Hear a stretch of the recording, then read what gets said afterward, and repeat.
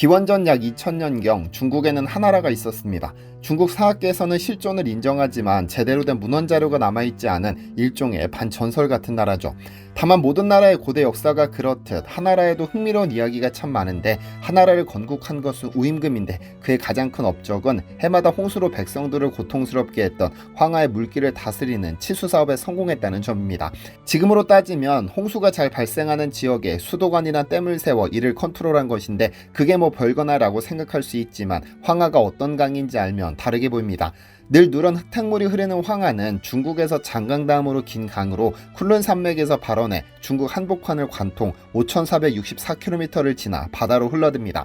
참고로 우리나라 서쪽, 즉 인천, 태안, 보령, 군산 등을 서해라고 부르는데 공식 명칭은 황해, 영어로는 옐로우시입니다.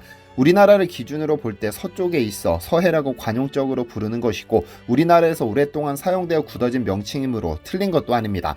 다만 국제적으로는 황해가 맞고 국제수로기구 역시 이를 인정하고 있기도 합니다. 그런데 우리나라 서쪽 바다가 황해, 늘 누런 바다로 불리는 이유는 황하 때문에 그런데요. 황하를 포함 중국 각 지역에서 흘러드는 여러 강을 통해 매년 11억 톤가량의 황토가 밀려들어 쌓이면서 바다가 맑지 않고 늘 누렇게 보이니까요. 어쨌든 황하는 워낙에 거대한 덕분에 황하 문명의 발상지이자 역대 중국 왕조의 수도가 황하 주변에 있었습니다. 그러니까 황하는 중국의 정치문화 중심지이며 지금은 큰 강을 지칭하는 대명사가 될 정도로 중요한 의미가 있죠. 그런데 황하는 범람할 때마다 중국에 엄청난 피해를 불러왔습니다. 1887년에는 200만 명, 1938년에는 100만 명, 1975년 범람에는 23만 명이 사망했습니다. 이렇게 황하가 범람할 때마다 중국은 큰 위기를 겪었죠. 사실 황하로 이야기를 시작했지만 자연재해는 중국에 늘 변화를 가져왔습니다. 1931년 일본이 중국을 침략한 만주사변도 시기적으로 보자면 자연재해가 큰 영향을 미쳤습니다.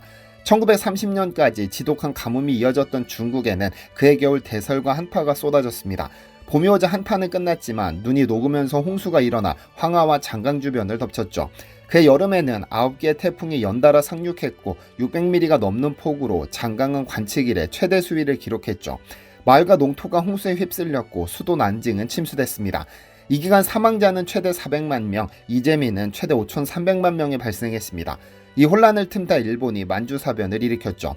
어쨌든 자연재해는 늘 중국에 엄청난 피해를 입혔는데 지금 중국은 지구의 분노라 불러도 좋을 자연재해가 덮치면서 그야말로 초토화되고 있습니다. 시진핑까지 나서서 심각한 상황이라고 언급할 정도인데요. 2024년의 중국에는 어떤 일이 벌어지고 있는 것일까요? 안녕하세요, 디스멘털입니다. 지난 5일 중국 산둥성 오후 2시 30분경 거대한 회오리 바람이 굉음을 내며 아파트 단지를 집어삼킬 듯 무섭게 다가옵니다. 건물 외벽이 뜯어져 휘날리고 전선도 훼손돼 불꽃이 튑니다. 토네이도는 순간 최대 풍속 38m로 우박과 비까지 동반했는데 정면으로 맞은 마을에 뜯겨진 건물 지붕들이 하늘 위로 솟아오르고 건물 유리창은 전부 깨졌습니다. 밖에 주차된 차량들은 창문이 박살났고 강풍에 뒤집힌 차량만 수십 대에 달합니다. 나무들은 몸통이 꺾여버렸고 토네이도가 지나간 골목에 콘크리트 벽들도 모두 무너졌죠. 마치 지구 종말의 날을 보는 듯 이 장면은 불과 일주일 전 중국에서 발생한 토네이도로 초속 38m의 강풍과 시간당 집중호우를 쏟아냈습니다. 이 재해로 5명이 사망하고 80명이 다쳤으며 주택 2,800여 채가 붕괴된 것으로 알려졌습니다. 그런데 이런 재해가 이번이 처음이 아닙니다. 6월 중순부터 계속된 폭우로 장강이 또 한 번 범람했고 중국에서 가장 거대한 샨샤댐이 방류량을 조절 중이지만 강을 따라 위치한 안후이성, 후베이성, 후난성은 이미 흙탕물에 잠겼죠. 하루 최대 강수량 266mm를 기록한 안후이성 한 곳에서만 99만 명의 이재민이 발생하고 24만 명이 대피했습니다. 중국 국영방송은 100년에 한 번 있을 홍수라며 기록 이래 가장 큰 규모라고 표현하기도 했습니다. 6월 말에는 저장성 취저우시에 집중호우가 쏟아져 서기 192년 건축된 스위팅먼 성벽이 일부 붕괴했으며 7월 6일에는 중국에서 두 번째로 큰 담소인 후난성의 둥팅호 제방 일부가 무너졌습니다. 얼마나 위기를 느꼈던지 중앙아시아 타지키스탄을 국빈 방문 중인 시진핑이 상황이 심각하다며 재난 대응에 총력을 다할 것을 주문했죠. 이런 재해 상황은 최근 흔들리던 중국의 경제를 벼랑 끝으로 몰아가고 있는데요. 지난 6월 30일 중국 국가통계국 발표에 따르면 중국 제조업 구매관리자 지수는 49.5로 전달에 이어 2달 연속 경기 위축 국면을 보였습니다. 제조업 구매관리자 지수는 50을 기준으로 아래로 내려가면 경기 위축 신호로 간주되는데 중국 경제 전문가들은 제조업 중심 지역인 남부 지역에 폭우가 지속돼 경기 위축의 한 원인이 되고 있다고 지적했죠. 말씀드렸다시피 중국은 역사적으로 자연재해가 심해지고 인명피해가 커질수록 큰 사건이 일어나곤 했습니다. 세계 위 인구수가 오히려 발목을 잡는 것이죠. 그렇다면 국민들이 불안해하면 중국 공산당이 가장 두려워하는 일이 뭘까요? 바로 공산당에 대한 신뢰를 잃는 겁니다. 이렇다 보니 공산당은 특단의 조치에 나섰습니다. 중국 전국인민대표대회 상무위원회는 6월 29일 돌발사건 대응법을 개정해 재난 발생 시 책임 소재를 따져 엄격한 처벌을 하기로 했습니다. 이 개정안에는 언론 매체나 개인이 돌발사건과 관련해 뉴스를 날조하거나 유언비어를 퍼뜨리면 법적 처벌한다는 내용도 담겼는데 언론을 통제하겠다는 겁니다. 불과 한 달도 되지 않은 사이 이야기만 나열했을 뿐 황사, 미세먼지, 지진, 가뭄에 이르기까지 중국은 지난 몇 년간 지구의 분노급 재난이 연속으로 발생하고 있습니다. 그리고 그만큼 중국의 위기는 커지고 있는 것이죠.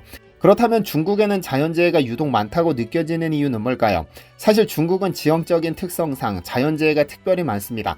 유엔 재난경관 국제전략기구가 발표한 통계자료에 의하면 최근 300년간 전 세계적으로 사망자가 10만 명이 넘는 50차례의 자연재해로 1억 5,100만 명이 사망했는데 그중 유럽은 3차례에 불과했습니다. 1812년 겨울 한파로 프랑스인 40만 명, 1845년부터 1846년 사이 아일랜드 기근으로 150만 명, 1908년 이탈리아 지진으로 11만 명이 각각 사망했죠. 반면 중국 땅에서는 무려 26차례가 일어났습니다. 누적 사망자 수는 1억하고도 300만 명, 전체 사망자의 68%에 해당하는데요. 유엔 재난경관 국제전략기구는 중국은 세계적으로 자연재해가 가장 심각한 국가 가운데 하나이다. 대륙에서 일어나는 지진의 빈도와 강도의 측면에서 중국이 세계 1위로 전 세계 지진의 10분의 1 이상이 중국에서 발생했다. 중국에서는 태풍의 상륙 빈도도 매년 평균 7차례가 넘는다. 인류가 기록한 이래로 매년 중국에서는 가뭄과 수재, 산지재해, 해안선에서의 재해가 발생하고 있다고 발표했습니다. 또한 역사상 기록된 지진의 횟수가 8,000번인데 그 가운데 중국에서 발생한 리히터 규모 6 이상의 지진만 1,000회 이상이고 특히 20세기 초부터 현재까지 전 세계 지진으로 인한 사망률 비율 중 중국인이 50% 이상으로 나타났습니다. 그럼 지금 일어나는 중국의 자연재해는 애초에 땅에 좋지 않고 여기에 지구온난화가 더해진 결과일까요? 중국 과학원의 천의위 박사는 과거 중국 서남 지역에서 발생한 가뭄에 대해 수재나 가뭄 발생은 모두 정상적이다. 왜냐하면 지구의 기후가 변화하기 때문이다. 기후의 이상은 정상적이고 의심할 바가 없다. 지역적인 소환경과 전 지구적인 대환경은 직접적으로 관계가 있는 것은 아니다. 미국의 설재나 유럽의 설재도 모두 심각했다. 전체적으로 올해 지구의 기후가 이상하다. 두드러진 것은 중국의 재해도 전 지구적인 기후 이상의 일부다라며 중국만의 일이 아니라고 말했습니다. 그러나 그의 말은 틀렸습니다. 세계 공장으로 군림하던 중국이 지구 온난화에 큰 역할을 했다는 것을 넘어 그들은 자신의 땅을 재해가 일어나기 적합한 곳으로 만들었으니까요. 예를 들어 중국 윈난의 경우 1950년대에서 70년대에 이르기까지 크고 작은 댐을 건설한 것이 8만 개를 넘어섰고 문화대혁명 시기에는 매년 30만 개 이상의 우물을 파기도 했죠. 이때 만든 우물이나 댐이 관리되지 않는다는 고위공직자의 회고가 있었는데 이것이 결국 윈난 지역의 물 부족 현상을 만들었습니다. 또한 기존 원시우림을 성장 속도가 빠르고 경제가치가 있는 고무나무와 유칼립투스로 바꾸어 심었던 것이 생태환경을 급속히 바꿔 해당 지역 기후변화의 원인이 되었습니다. 심지어 중국 정부는 이를 인정하지 않고 있죠. 이를 중국 전역으로 넓히면 훨씬 다양한 원인이 존재합니다. 무분별한 희토류 채굴, 수많은 공장으로 인한 대기질 오염, 해양 환경을 생각하지 않는 어업행위 등을 보면 중국도 이상기후의 피해자가 되고 있다가 아니라 중국이 이상기후에 큰 영향을 주고 있다라고 말했어야 합니다. 물론 모든 나라가 이 위기를 함께 이겨내야 하지만 중국이 솔선수범하지 않는 이상 큰 의미가 없을 정도입니다. 여기서 골치가 아픈 건 중국의 재해가 우리나라에도 큰 영향을 준다는 겁니다. 1931년 중국에서 발생한 대홍수는 사망자만 400만 명으로 돌았는데 이때 우리나라 역시 이상저온이 발생했습니다. 2020년에는 장마전선이 중국에 엄청난 피해를 줬을 때 우리나라 역시 이상저온 현상이 발생했죠. 언젠가는 이상저온이 아닌 다른 기후변화로 중국보다 더 큰 위기를 겪게 될지도 모릅니다. 그러니까 중국의 재해는 우리에게 남의 일이 아닌 겁니다.